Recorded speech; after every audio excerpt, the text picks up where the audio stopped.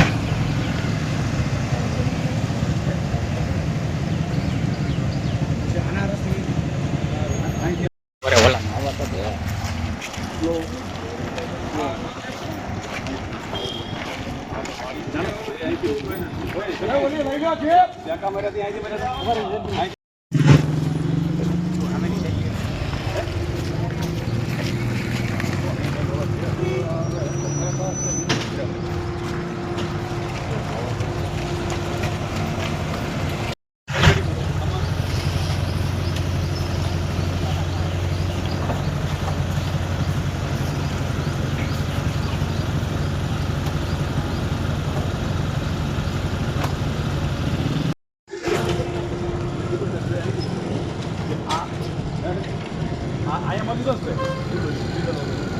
આયા મળી આ તમારી સમજ દિવાળી